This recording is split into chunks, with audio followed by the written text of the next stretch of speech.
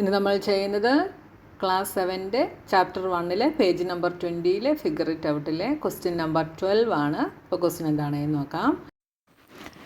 Grey headed albatrosses have a റഫ്ലി 7 feet wide wingspan. Albatrosses എന്ന് പറയുന്നത് ഒരു ബേഡാണ്. ആ ബേഡിൻ്റെ വിങ് സ്പാനിൻ്റെ മെഷർമെൻറ്റ് എന്ന് പറയുന്നത് 7 feet വൈഡാണ്. ഇവിടെ നമുക്ക് ഫിഗർ തന്നിട്ടുണ്ട്, കണ്ടോ. ഇതിൻ്റെ ഒരറ്റം മുതൽ മറ്റേ അറ്റം വരെയുള്ള മെഷർമെൻറ്റ് എന്ന് പറയുന്നത് 7 feet ആണ്. They are known to migrate across several oceans. Albatrosses can cover about 900 to 1000 kilometer in a day. അപ്പോൾ മൈഗ്രേറ്റ് ചെയ്യാൻ വേണ്ടി ഈ ആൽബട്രോസുകൾ ഓഷ്യൻ്റെ മുകളിൽ കൂടി ട്രാവൽ ചെയ്യാറുണ്ട്.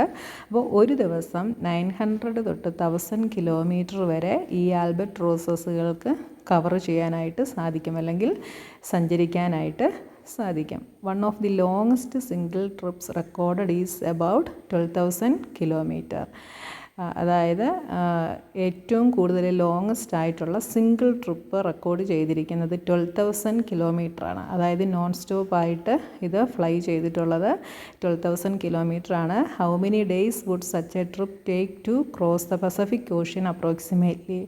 അപ്പോൾ പസഫിക് ഓഷ്യൻ ക്രോസ് ചെയ്യാൻ വേണ്ടി അപ്രോക്സിമേറ്റ്ലി എത്ര ഡേയ്സ് എടുക്കുമെന്നുള്ളതാണ് നമ്മൾ കണ്ടുപിടിക്കേണ്ടത്. അപ്പോൾ ഒരു ദിവസം 900 തൊട്ട് 1000 വരെ സഞ്ചരിക്കും. ലോങ്ങസ്റ്റ് ട്രിപ്പ്, അതായത് സിംഗിൾ ട്രിപ്പ് 12,000 kilometer ആണ്. അപ്പോൾ ഈ 12,000 kilometer ട്രാവൽ ചെയ്യാൻ എത്ര ദിവസം എടുത്തു എന്നുള്ളത് നമ്മൾ കണ്ടുപിടിച്ചാൽ മതി. നമുക്ക് ഈസി ആയിട്ട് ചെയ്യാനായിട്ട് സാധിക്കും, അല്ലേ. അപ്പോൾ ഇവിടുത്തെ ടോട്ടൽ ട്രിപ്പ് എന്ന് പറയുന്നത് എന്താണ്? 12,000 kilometer ആണ്. അപ്പോൾ അത് നമുക്കൊന്ന് എഴുതാം. ടോട്ടൽ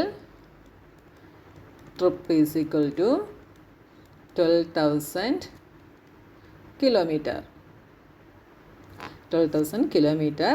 ഇനി distance covered in a day, ഒരു ദിവസം കവർ ചെയ്ത ഡിസ്റ്റൻസ് എത്രയാണ്? 900 to 1000 kilometer.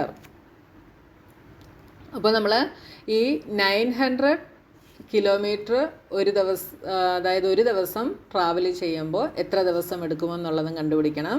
1000 kilometer ഒരു ദിവസം ട്രാവൽ ചെയ്യുമ്പോൾ ഇത്രയും ഡിസ്റ്റൻസ് കവർ ചെയ്യാൻ എത്ര ദിവസം എടുക്കുമെന്നുള്ളതും നമ്മൾ കണ്ടുപിടിക്കണം.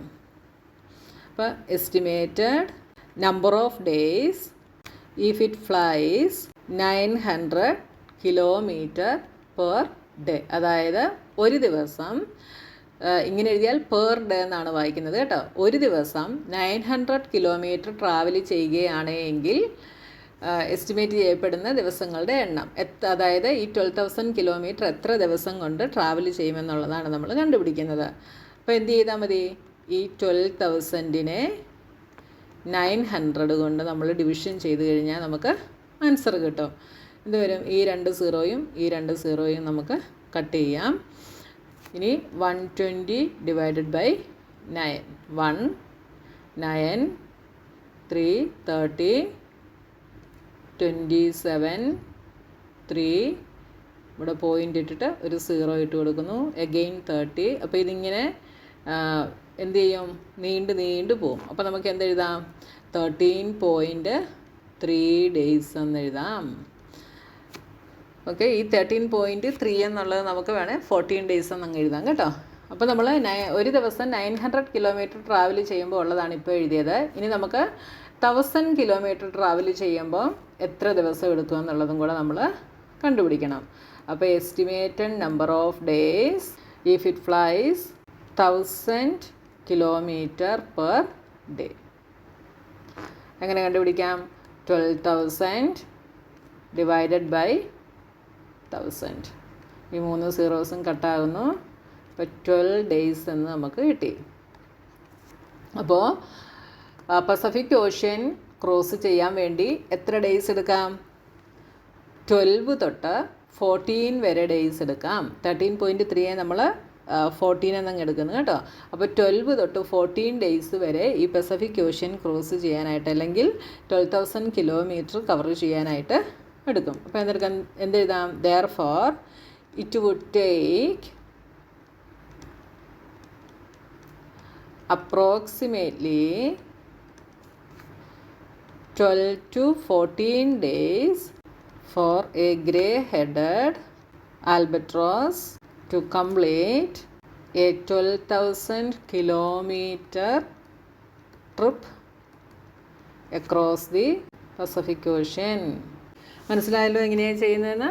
അപ്പോൾ നമ്മുടെ 12th ക്വസ്റ്റ്യൻ കഴിഞ്ഞു. ഇനി നമുക്ക് അടുത്ത ക്വസ്റ്റ്യനുമായി നെക്സ്റ്റ് വീഡിയോയിൽ കാണാം.